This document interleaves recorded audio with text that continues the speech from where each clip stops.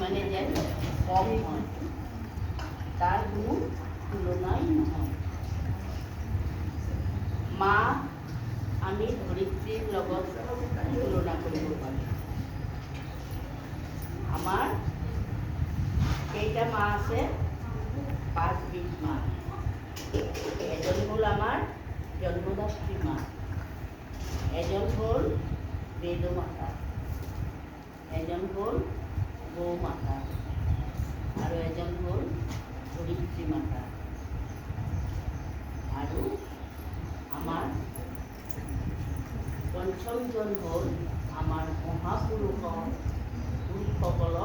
যে মাতৃ, এই মাতৃসকল।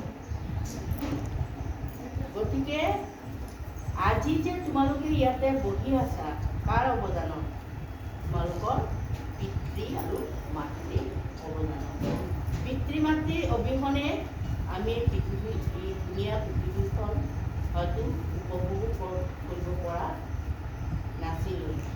তেওঁলোকৰ অৱদানতে আমি এইখন পৃথিৱী, সুন্দৰ পৃথিৱী উপভোগ কৰি আছোঁ।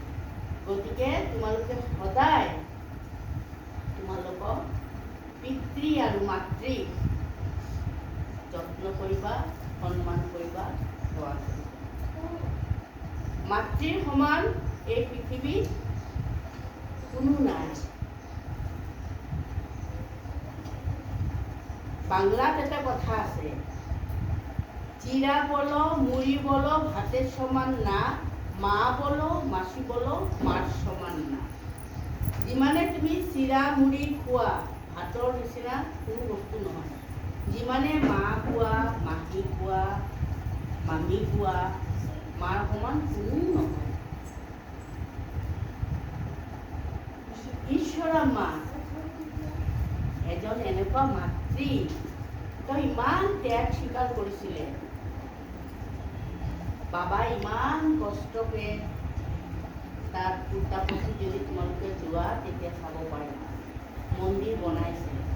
তেতিয়া বাবাৰ অলপ অৱস্থাটো ঠিক হ'ল, তেতিয়া মায়ে এদিনা বাবাক কৈছে, বাবা মই একো নিবিচাৰোঁ, তুমি এই আমাৰ গাঁৱৰ ল'ৰা ছোৱালীবোৰ ইমান দূৰত যায় পঢ়িবৰ কাৰণে, সিহঁতৰ কাৰণে শিক্ষাৰ ব্যৱস্থা কৰা।